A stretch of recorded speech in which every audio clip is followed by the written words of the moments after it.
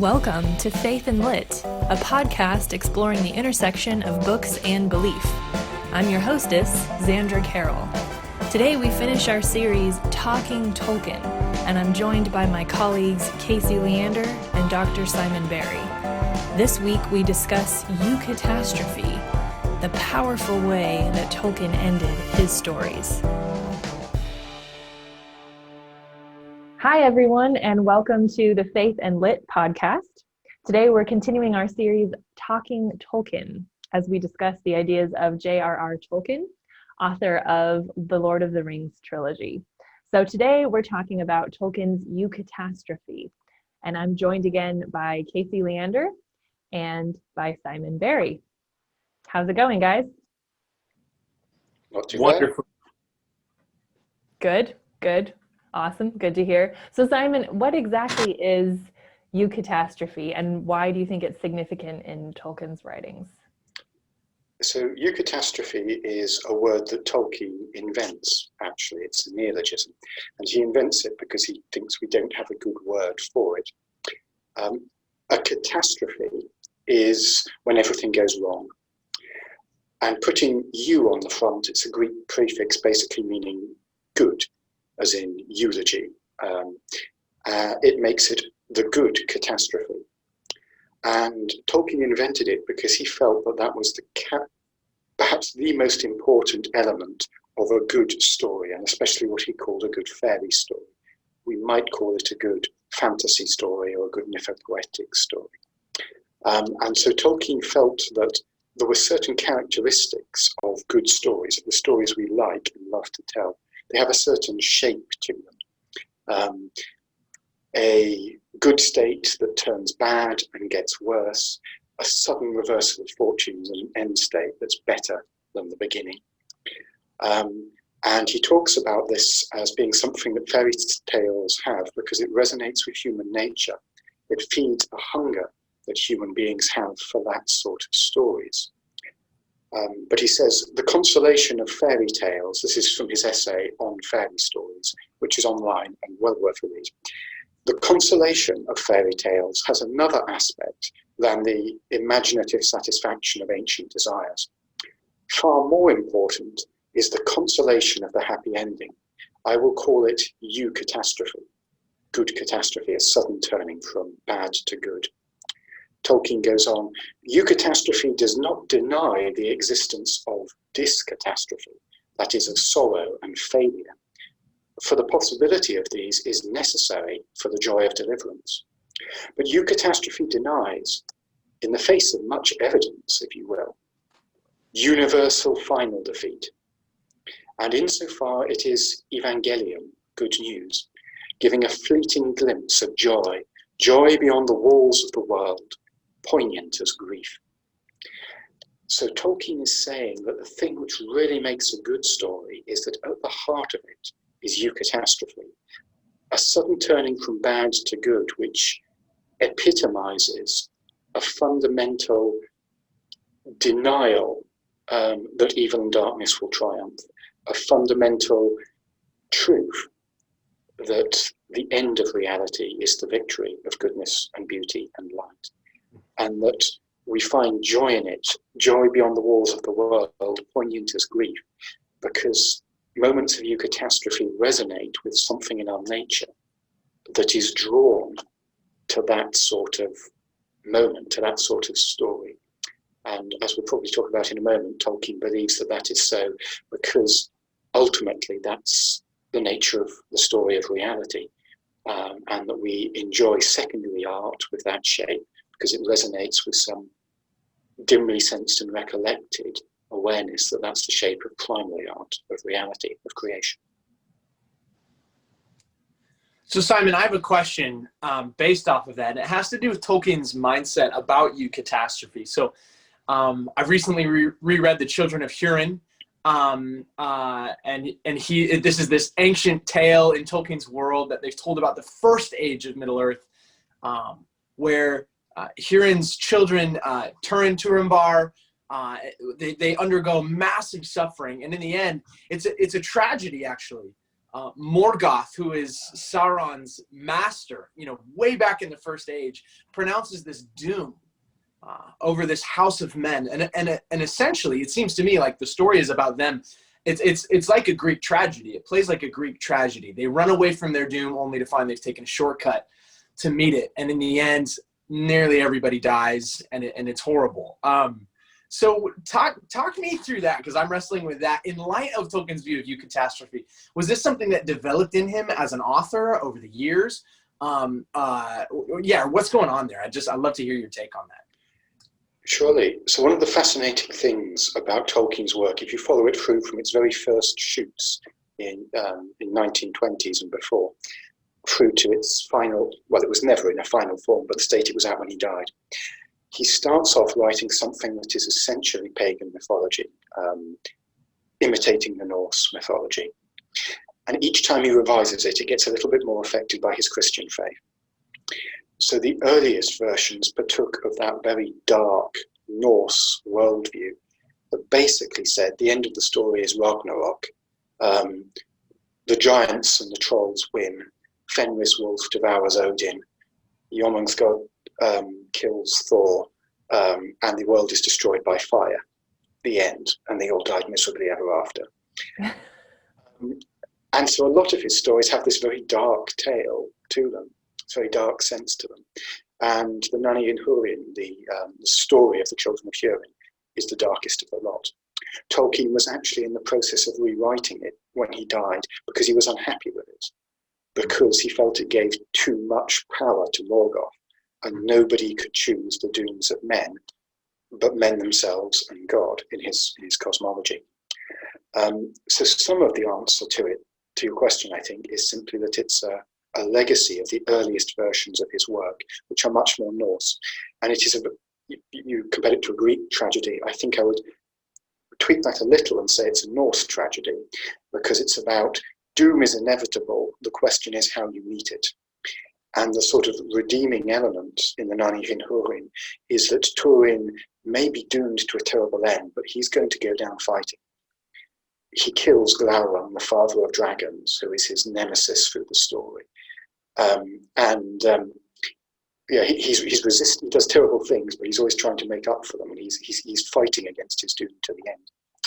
Interestingly, in one of the earlier drafts of the Silmarillion, it's not in the one that actually got published, but in one of the original drafts, Tolkien's end of the world battle, his Armageddon, was going to have Túrin Turambar resurrected, brought back to life, and along with Eonwe, Herald of Manwe, Túrin was going to bring down Morgoth in the final fight with the Marmagilan, the Black Sword. Now, Tolkien abandoned that for a bunch of reasons, but I think it again spoke to his sense that the hope for Túrin, Turambar, and the children of Húrin was beyond this world. And if you remember when we spoke about hope, we spoke about the difference between elves and men, but elves' hope was in this world, and the hopes of men were beyond it. We are not bound to the circle of this world, and beyond them is more than memory. So I think even as the story stands, there's a sense in Tolkien that hope for Túrin is in the fact that he can die. Mm. And again, this thing of how you view death is so important in Tolkien. Mm. Because Túrin can die, not even Morgoth can hold on to him. Whatever his house has done, whatever curses Morgoth has laid upon his people, even though Morgoth might be triumphant in this life, Túrin can die and pass beyond the circles of this world, and no power of this world can touch him. Then it's between him and Ilúvatar, his creator. So actually, I think that does resonate with what Tolkien is saying in his essay on fairy tales, that Eucatastrophe doesn't deny that there's discatastrophe, it doesn't deny that there's disaster and horror and darkness and suffering. It just denies that that's where the story finishes. Túrin's story doesn't stop with his death, and neither does the story of anyone else in Tolkien. And that's where the Eucatastrophe comes in, to say Morgoth may have triumphed in Túrin's earthly life, but the end of the story is Morgoth getting the boot. What do you think in Tolkien's life made him want to sort of change and revise some of those earlier myths that he wrote, to where by the end he was working on that? again, we're hypothesizing massively here. It's not a process that Tolkien himself documents, really. But I think as you grow up, you are formed by, above all, by the places you put your heart. There's an old saying, you become what you love. And it's simplistic, it's got an element of truth. Part of the glory of being a human being is that our nature is not fixed. We are in the process of continuing to be created, continuing to become who we will be. And we're given the chance to have input on that, the chance in some ways to decide what our finished state of creation will be. Christians believe we do that in cooperation with God, but we are helping to shape ourselves all through life. And few things shape us like where our heart is. Tolkien, as a young man, was captivated by the beauty and the glory and the emotional power of the Norse and Saxon myths. And who can blame him? They're incredible. But throughout his life, he was more and more shaped by something else, by where his heart was. And that was ultimately his Christian faith. And as that became more and more the deepest reality of his psyche, so it shaped his work. And therefore, I think as he got older, he was more and more formed into the image of that story. And so his stories started to reflect it.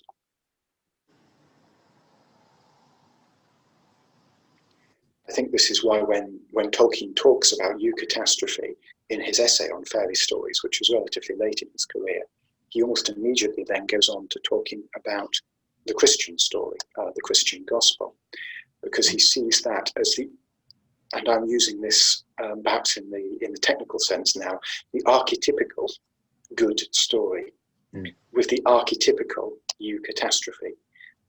He says, in fact, that the Christian gospel, so the story of Christ especially, is the Eucatastrophe of the story of mankind. And the resurrection is the Eucatastrophe of the story of the Christian gospel. So a little later on in that essay on fairy stories, he says, the Christian Gospels contain a fairy story, or a story of a larger kind, which embraces all the essence of fairy stories. They contain many marvels, peculiarly artistic, beautiful and moving, mythical in their perfect self-contained significance. And among those marvels is the greatest and most complete conceivable Eucatastrophe. But this story has entered history and the primary world. The desire and aspiration of sub-creation has been raised to the fulfillment of creation. The birth of Christ is the Eucatastrophe of man's history. The resurrection is the Eucatastrophe of the story of the incarnation. This story begins and ends in joy. It has preeminently the inner consistency of reality. There is no tale ever told that men would rather find was true, and none which so many sceptical men have accepted as true on its own merits. For the art of it has the supremely convincing tone of primary art, that is, of creation. To reject it leads either to sadness or to wrath. So for Tolkien, that was the archetypical story, the root story. And good stories, stories that we love because they in some sense resonate, echo with that truth for which we're hungering and thirsting. And I think the more that shaped his heart, the more that shaped his writing.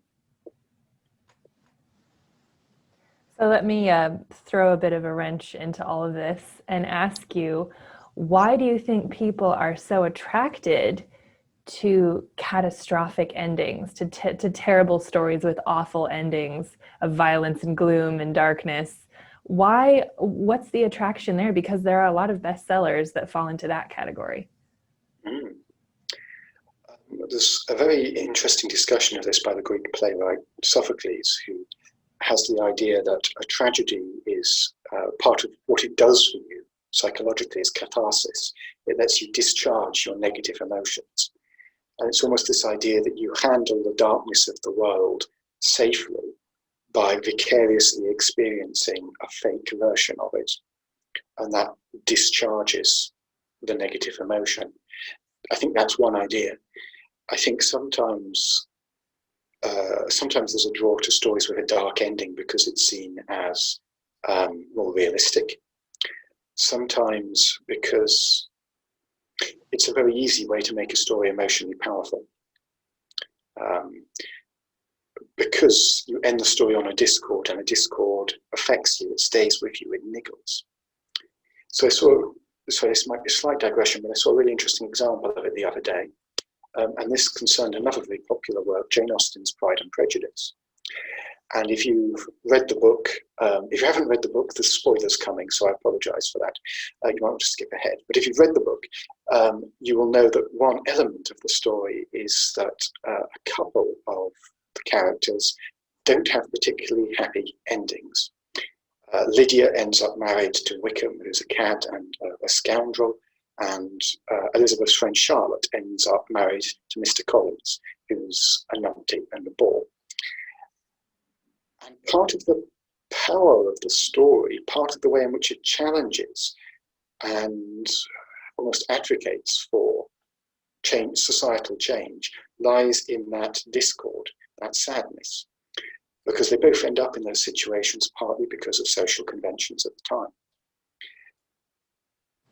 I watched recently a modern adaptation of it through a series of video blogs that carefully gave both of them happy endings, happy conclusions to their story. Much more upbeat, much more cheerful, no satire to it, no undermining, no challenging of the social order, because there's no discord to make you go away uncomfortable saying, I need to do something about that. You have change, you have challenge when there's discomfort. You have a pearl when some grit gets into the oyster. And sometimes I think you write a story with a sad ending because you don't want people to go away saying, oh, that's nice. You want them to go away saying, that's wrong. We need to do something about it. So stories that end in discord can be the most powerful ones for getting a response. If I can just add to that, Simon, I think that's brilliant analysis, by the way, but in some ways, within Christianity, we really deeply see that. Jesus goes to the cross and he's resurrected, but he carries with him the scars for all of time. And we're given clues in Revelation that Jesus' hands and feet still bear the scars from the cross. And not only that, after he was resurrected and ascended into heaven, he gave his disciples hope that he was coming again. But we're still stuck here. We're still living in that second part of it before he comes again. And we have to deal with the world of grief and sadness. And it reminds me of Frodo carrying the Morgul wound that he received on Weathertop from the Witch King. And even at the end, even when the ring's destroyed, there's sort of sadness and the Eucatastrophe that kind of mingle together. They're together at the end. I don't know if you have any thoughts on that and on what Tolkien was trying to say through that. Many. Let me try and answer with some pretense at conciseness. Yes, it's one of the fundamental powers, actually, to Lord of the Rings, which lots of people mock as being just everybody has a happy conclusion. And of course, it's not that simple. Some characters have died, and even Frodo is left psychologically scarred to the point that he cannot be comfortable in the home he fought for, and has to sail across the seas to Valinor to find healing. Because Lord of the Rings is not about Armageddon. It's not about the ultimate conclusion of the battle of good and evil. Gandalf himself puts it as, all we can do is uproot the evil we find sprouting in the fields of our own times, not control what weather our successors will have for ploughing. It's not a final victory. It's a great victory, but it's not a final victory. There's a lovely moment when Sam, having been rescued from Mount Doom at the end and the ring's been destroyed, wakes up and sees Gandalf by his bedside. Gandalf, who of course he thought was dead in Moria. And he says, I thought you were dead, but I thought I was dead. Is everything sad going to come untrue? And Gandalf basically says, maybe, but not yet. Because where we are in the story in Lord of the Rings is not the final victory. It's a victory along the way. Now, when it comes to the Christian story, I think what that teaches us is that there is a difference between the victory and the peace, or rather between the winning of the war and the concluding of the war. And let me use an analogy from history. Erwin Rommel was perhaps the greatest general on the Nazi side, and he was put in charge in 1944 of the Atlantic Wall, the defences that were to stop the Western Allies invading Nazi-occupied Europe. And somebody asked him about it, and he said that when the invasion comes, it will be the longest day, because it will decide who wins the war. Now, June the 6th, 1944, the longest day came, and it was a bitter, bloody day, but at the end of it, the Allies stood on the fields of France. By that point, by the 7th of June, everybody knew who was going to win the war. You read the reports of German soldiers, they knew. The Allied soldiers, they knew.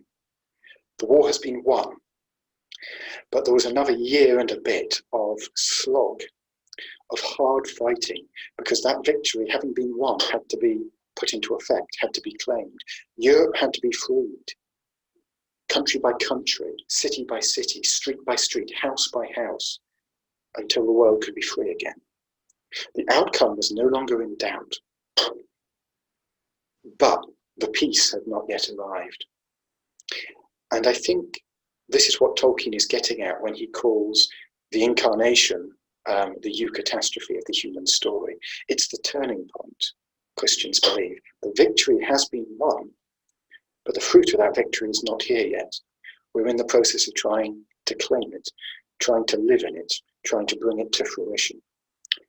I think it's easy for Christians to look around sometimes and see all the discatastrophe in the world and feel that we're living in Dunkirk, not D-Day, in the evacuation, not the invasion. But the outcome has been won. That doesn't mean that everything sad, doesn't mean that everything sad has yet come undone. Let's put it that way. Just as even after the ring is destroyed, they still have to deal with the scouring of the Shire. But because of the War of the Ring, the scouring of the Shire is not an obstacle. The victory that had been won has to be put into effect. Now, I just want to cycle back and touch on what you were saying about wounds, because it's a very interesting thing, that wound of the Morgul blade. Gandalf says of Frodo, who started fading as a result, he may become like a clear vessel filled with light for all to see who can.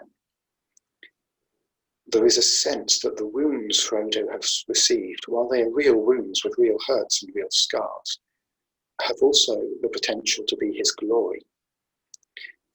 Frodo who leads the scouring of the Shire is a Frodo who shows compassion and mercy and wisdom enough to humble Saruman, the leader of the White Council. I don't think Frodo would have done that if he hadn't been wounded by knife, sting, tooth, and a long burden. But there is a sense that that suffering, while it is very real suffering, because of the purpose for which it has been sustained and because of the victory that has been won, is becoming a glory. And I think there's the same sense when we talk of the scars of Christ in Christian thought, that they're not seen as a shame or even as a limit to the extent of the victory. If he can rise from the dead, he can heal his scars. But they're there because they're a glory. They're a mark and a reminder of what he suffered to win the salvation of the world. And I think this is part of the promise this is part of the hope that Tolkien had and that Christians had. That at least for the believer, everything bad is going to come untrue. Even the scars will one day be beautiful, will one day be a glory. Because we will look back on them in the light of eternity and see what they were for and what they achieved. Frodo's not there yet at the end of the story. He's on his way there, but he's still in Middle-earth. And the apocalypse has yet to come. We're not there yet. Scars are still scars. They still hurt. But one day, maybe not. Maybe everything sad will come untrue. there's a book that I really enjoy by an author called Joseph LeConte, and it's called A Hobbit, a Wardrobe, and a Great War.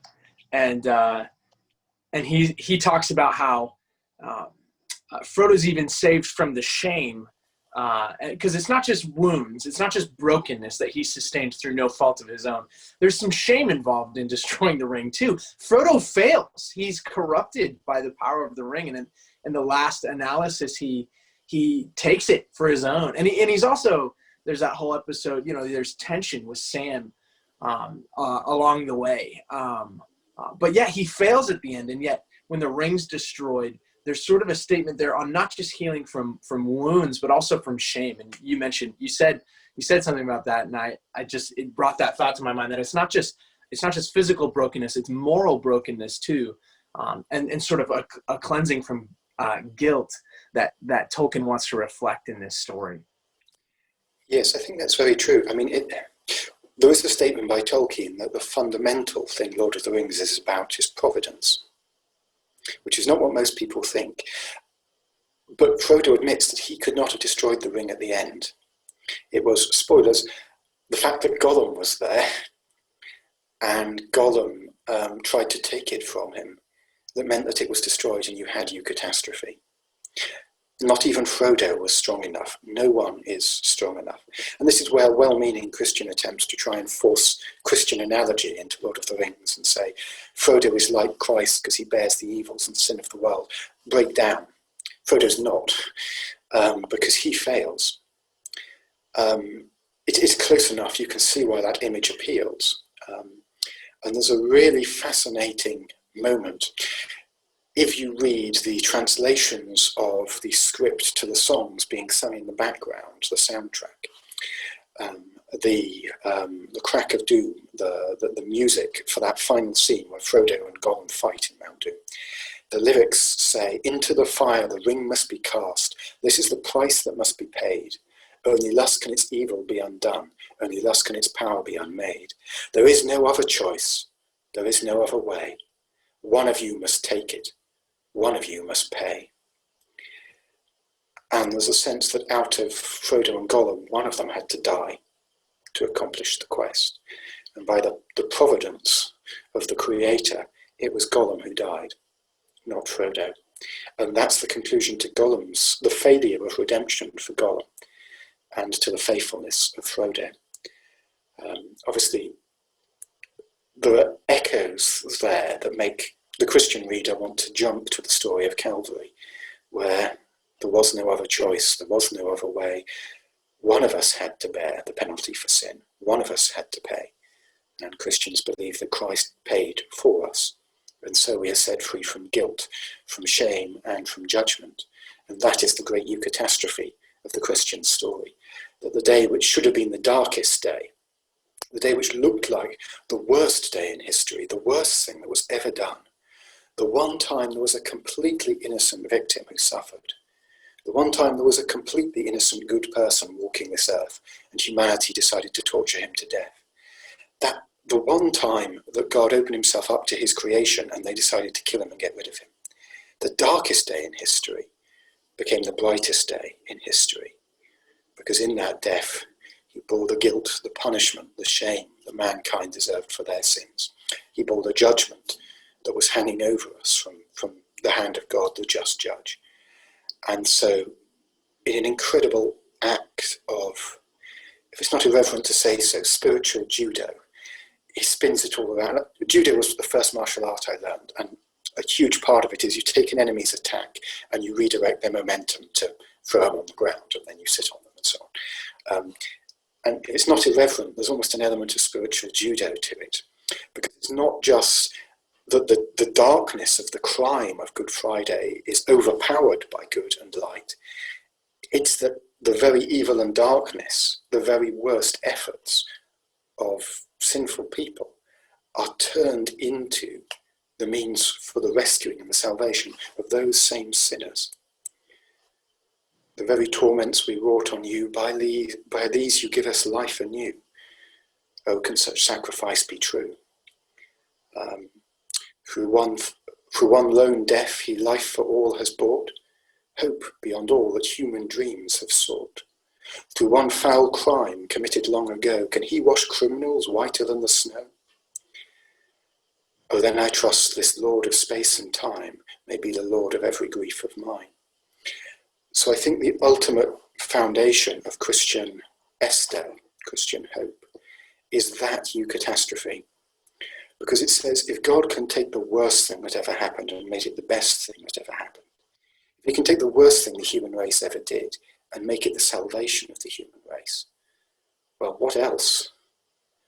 Is there anything he can't turn to good? Is there anything in my life that can't become a blessing? Even the scars can become a crown of glory. And that, I think, means that in a world of discatastrophe, the ultimate truth can still be eucatastrophe, because there is no evil that can befall that God cannot bring good out of. And sometimes we can't see how on earth could he bring good out of this thing that has happened. How could he bring good out of the coronavirus? I don't know. But if I'd been alive in 30 AD, I don't think how I could have envisaged him bringing good out of the death of the Messiah. But he did. What else can he do? I think that was the heart of Tolkien's hope, as it's the heart of my hope. That there is no evil that God cannot so master, he turns it to good. Yeah, well said. Well said. Yeah, thank you. I'm seeing also a parallel there between, we talked about Morgoth basically cursing in the first age Huron to this doom where everything's going to go poorly for him. And there's nothing he can do about it. There's almost a reversal of that too, where you could say that Iluvatar and the powers governing goodness that are creating the Eucatastrophe have cursed Sauron to an end that he can't escape, even though all of his designs and all of his attention is focused on preventing his own downfall. He can't escape it. Sauron actually runs to meet his doom, and no matter what, that doom is inescapable. So there's almost a nice poetic ring to that when the Eucatastrophe sort of incorporates almost like the reverse Norse mythology, like goodness is going to win, and there's nothing you can do about it. Even the designs of evil will ultimately be used for good. There's a glorious bit, if you heard our podcast on creativity, I talked about how the story of Tolkien's world starts with this great music, the music of the Ainur. And Morgoth, one of the Ainur, one of the angels, wants to make his own music in defiance of the music of Iluvatar and starts making braying horns and clashing cymbals. And there's a lovely line where Tolkien writes that even as Morgoth did that, it seemed that the music of Iluvatar took the loudest of Morgoth's notes and wove them into its own melody so that they came to serve it. And in the same way, when it comes to the shaping of the world, Morgoth will take heat and make it burningly hot. And out of that will come the glories of glass, of forged gold and of gems. He will take cold and make it bitingly cold. And out of that comes the beauties of snow and ice and the frosted spider webs on a winter morning. That actually, at the end of the day, it's not just that evil is creatively sterile, it can't make things of its own, but that everything evil does for evil can be brought into the melody of God and will be. So really, your only choice in the music is, will you serve the conductor willingly or unwillingly? Resist him, you will still be woven into his outcome. Work with him, and you will come to be one of those who shapes the music, one who gets to play their own part in the whole theme.